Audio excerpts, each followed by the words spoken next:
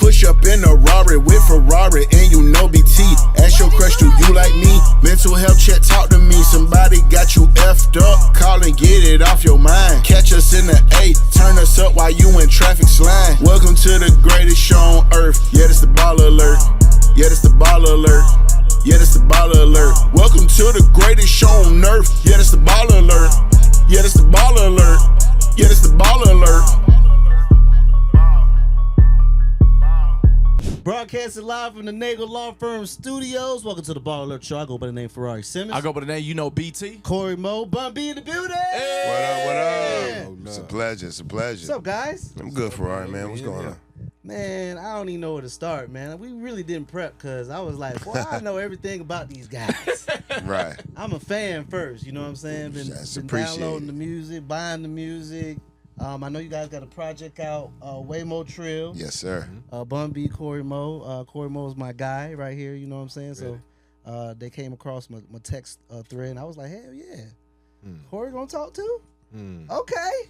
Why not? You know, it's serious when Cory pull up. Yeah, for sure. It's serious if Cory be at the crib chilling in the lab. How you guys living? How you living, Bun? I'm blessed, man. I can't complain. You know what I'm saying? This is year 33 for me.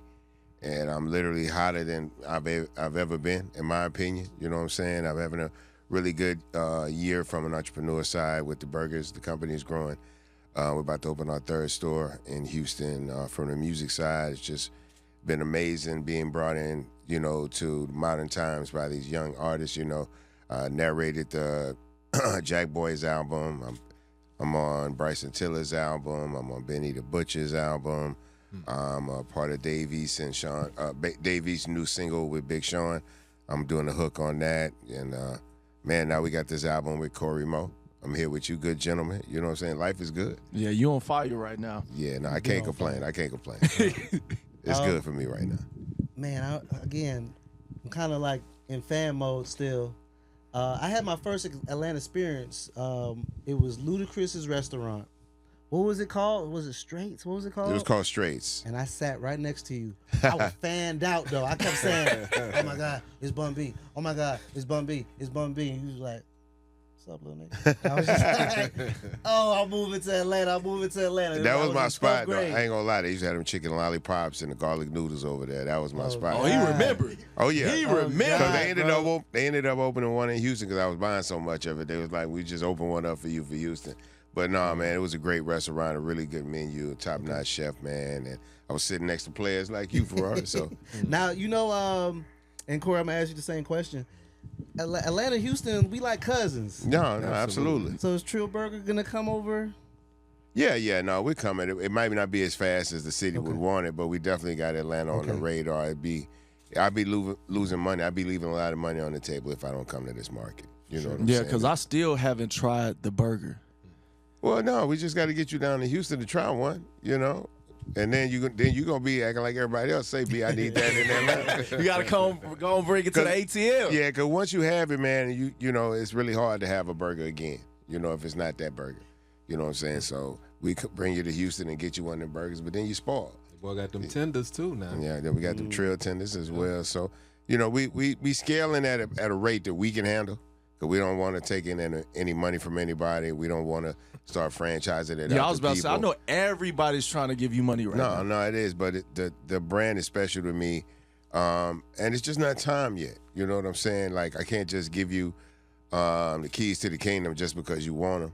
You know what I'm saying? We take this brand very serious, and you know, if you've never had a restaurant before, you've never managed a business like this before, I couldn't put this company in your hands because it take a lot to operate this company. But that's a bridge to cross when we get there. Right now, you know, we are self-contained, self-sustained. We are proud minority owners, and we happy to be in the game we in right now. I love to see it, man. Now, Mr. Cory Mo, how do we get Mr. Bun to record some more music and give us some new music? I mean, you know, it was kind of tricky at first because normally Bun will come to town and he'll knock out a couple of features. He'll come by the studio and knock out a feature or two for some Atlanta acts. And you know me, hey Bun, you know I got some beats in the stand. That's exactly, you always is promoting them beats. You know He's what I'm slick. He's saying? slick with it. I ain't gonna lie. He's slick with it. You just hit play. I just hit that play button, and you know I see his head bobbing. Next thing you know, 15 minutes later, he in the booth. 15 days later, we got 15 new songs. You know Dirty what I'm dude, saying? man. Dirty dude. Yeah, man. I'm Play cold. dirty pool.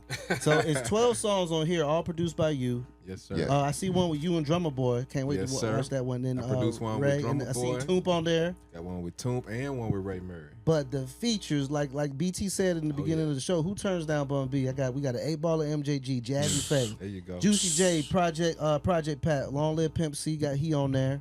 Mona Leo, Yes. Yeah. Mona Leo. That's she the shit right now. she's too. the hometown hero right now. She's Yeah, the she hometown going heroine. Let crazy. me say, she's the And hometown Atlanta heroine loves right her. now.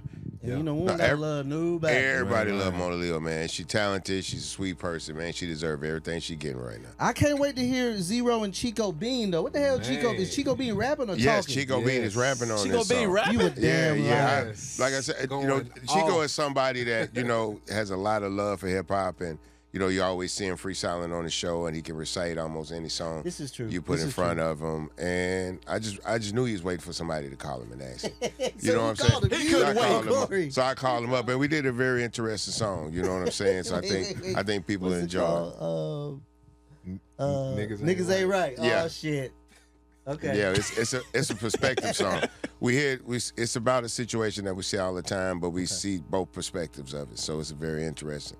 And this was done way before anything, because people gonna swear we talking about current things, but this song is actually almost a year and a half, 2 years old. Okay. So it ain't got nothing to do with what's going on in modern times. So is that how long it took to put the project together?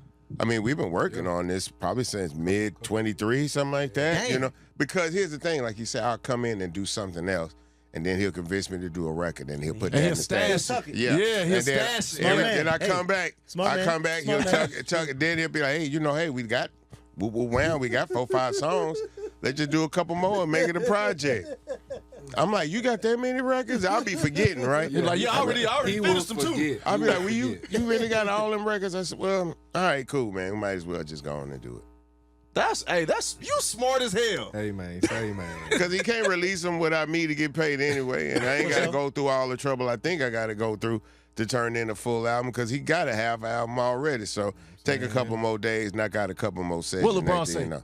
I'm gonna give you 2 more. Yeah. There you go. See? Now, Bun, I always Another one. Another one. Bun, I always wanted to ask you this question Go because for the it. story goes, International Players Anthem, Pimp C was really upset that Andre 3000 took the beat out on his whole verse. Is this I completely wouldn't true? say very upset. He was bothered Okay. because, and I don't even think it was the idea of adjusting the song. It was the idea of, quote, playing with my drums. Okay. That's how he looked at it. Like, man, why are these people playing with my drums? You know what I'm saying? But then we had to look at the other side of Big Boy wanting to only rap to the drums.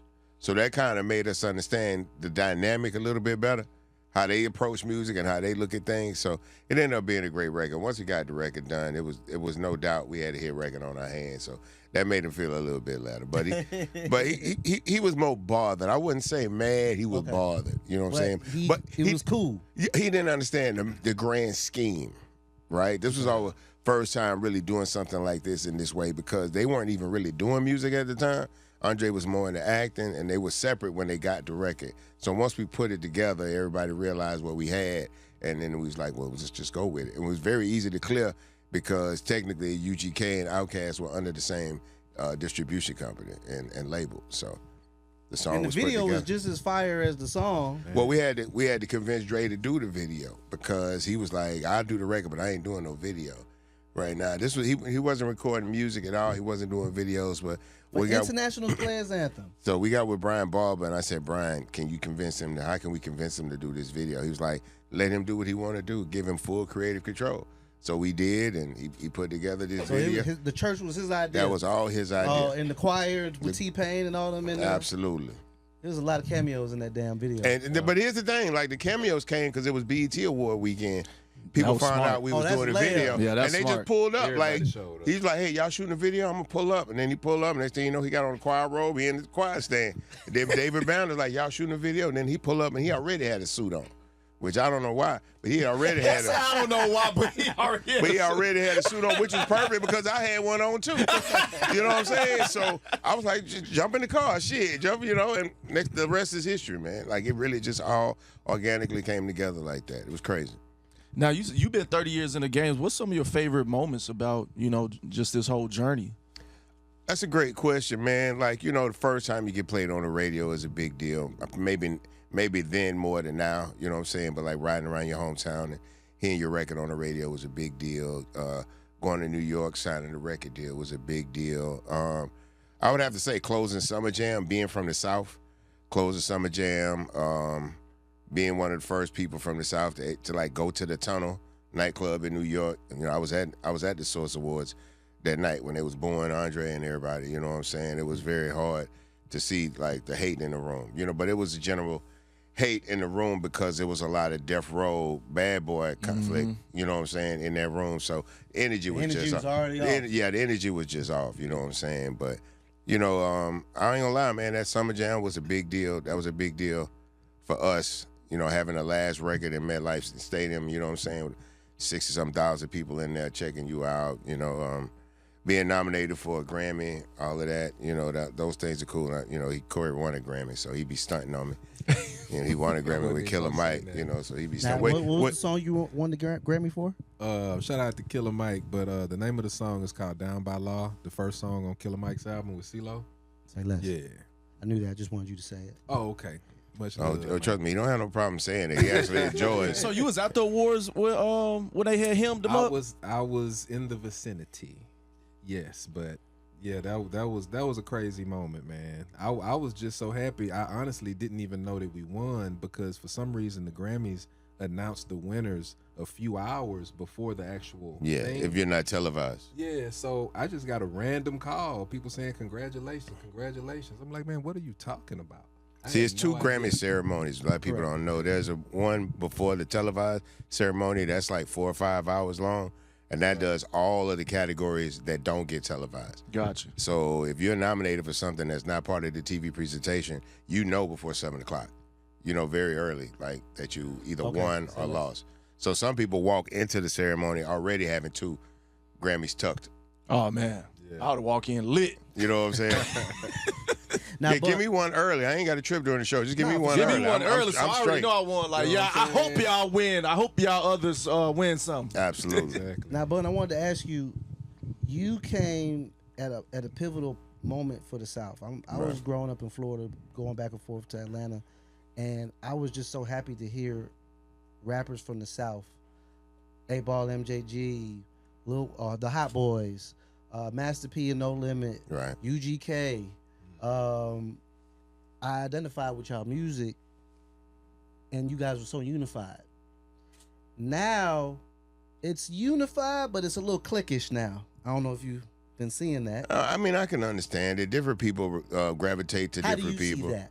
I mean, I think it's always been like that, right? Okay. Like when I came out, there was a lot of people making music, but I felt like me and Ball and G and 3 6 Mafia, we were all kind of in the same boat.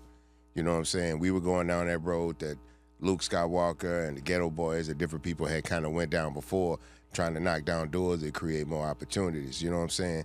And so we did our job. We went city to city trying to knock the same doors down, keep them open for the next generation. And now I think it's because they come into the game with a lot that the generation before them had to work for. They don't really understand the sacrifice that was made because they don't really get the proper perspective of what people had to do to get the game where it is. Like, it took me as an artist, I say 25 years before I did a show at House of Blues.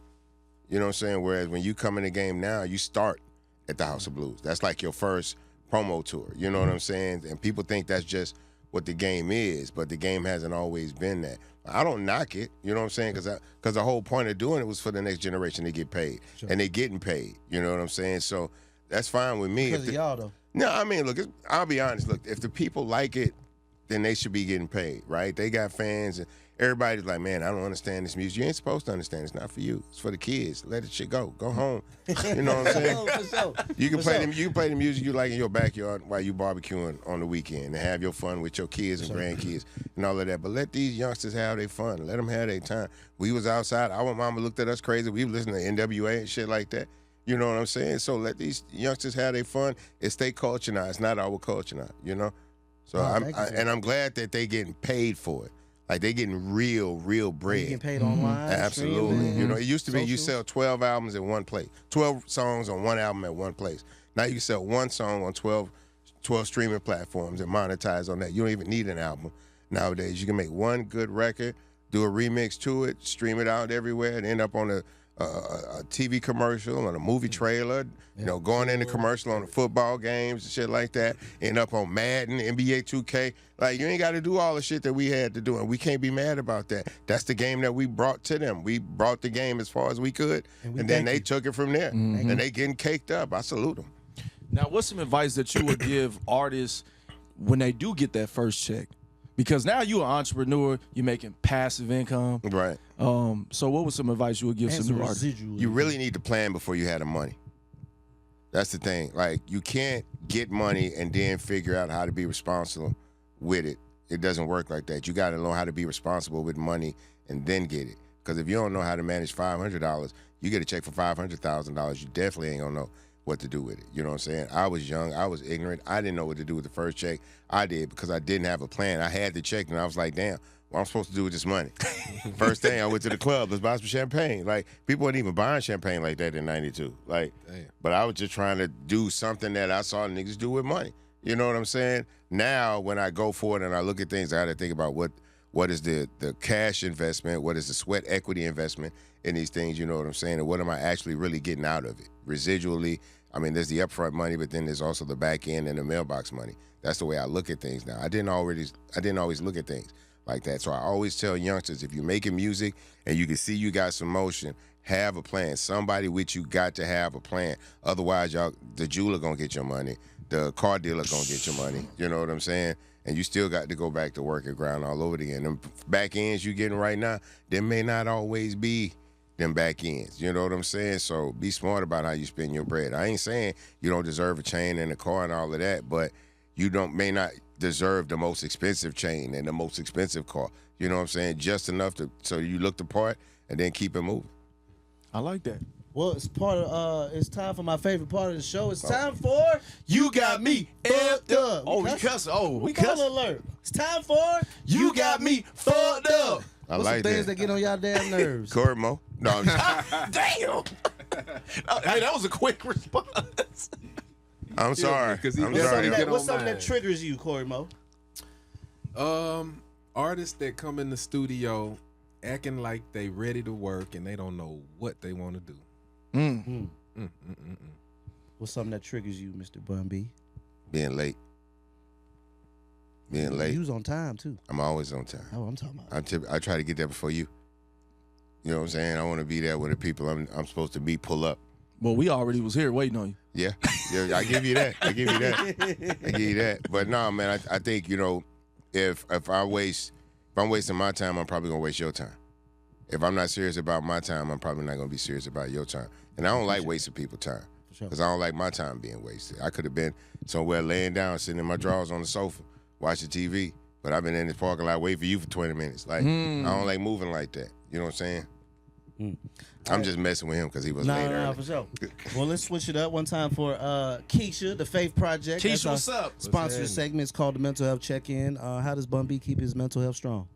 By staying centered with I have a higher power that I pray to.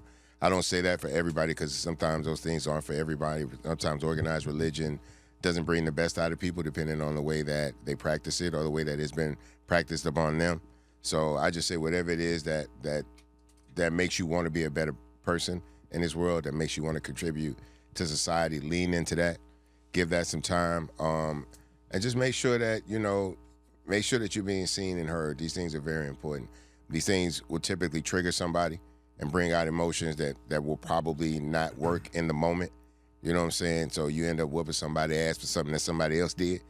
quite frankly. For sure. You know what I'm saying? So that's what you got to do, man. You got to manage your energy. You got to manage your ego, and that'll help manage your energy for sure. Corey? Man, I just stay positive, bro.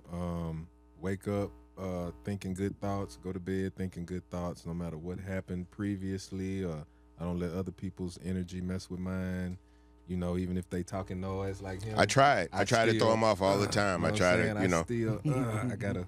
I gotta always stay on point, man. So I just want to keep him on his toes. It's very important that somebody keeps him on his toes because he done got comfortable out here in Atlanta. Oh, in these wow. Atlanta streets. I mean, every time I see that him Grammy smile, got him he was acting good mood. different. getting that studio money and that producer money, man. I got to make sure he keep that hustle inside him. Keep his fire on his feet. You You know know. what I'm talking about? Hold up. Well, listen, first and foremost, Cory Mo, thank you for everything you have done and contributed to the culture, dog. You are necessary. We much appreciate love. you, I brother. appreciate you, know what I'm man. saying? I saw your name on the text thread. I was like, oh, yeah, that's nothing. And Mr. Bun, man, like, you one of my favorite rappers. Like, Thank you, bro. I play Good Wing, Good Get Oh, Get Throw. Get Throw. I play Get Throw as I DJ. I play that. I still play that to this day. Man, thank you. So, you know, just your contributions to music and hip hop and the culture, and you showing us how to smarten up and make some passive income and stuff like that, man. You know, speaking on behalf of myself, and I know BT could chime in as well. Thank you, bro, because when I saw you in the restroom, I really wanted to give you a hug. 'Cause I was like, I don't think that was the place for it. Yeah, that wasn't the place for it. But like, just everything you stop. Y'all Don't be hugging no niggas in the bathroom. Yeah, no. I know, but yeah, We he barely supposed to talk. Barely supposed to talk. Hey, and Hey, he was like, what's up now? Hey, all right now.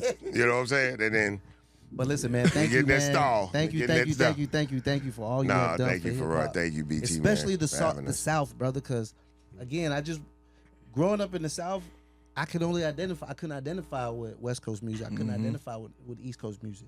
I identified with swanging and goddamn bass and them 808s and country talking ignorant ass niggatry.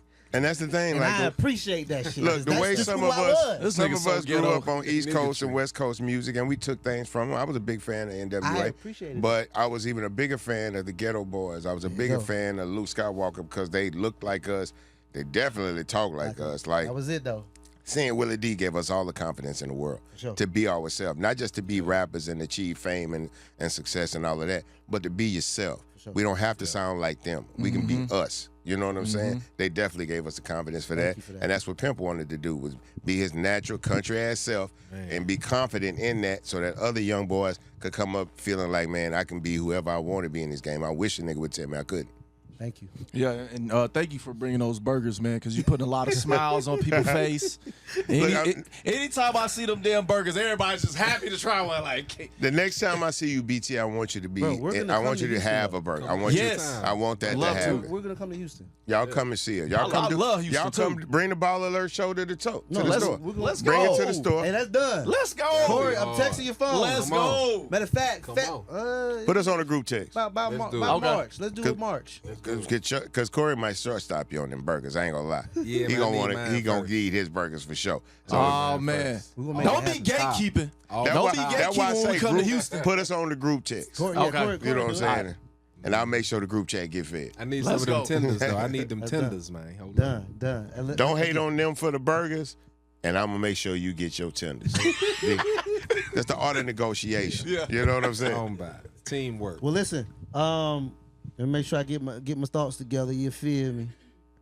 Wayo Trill, Yes. Bun B, Cory Mo.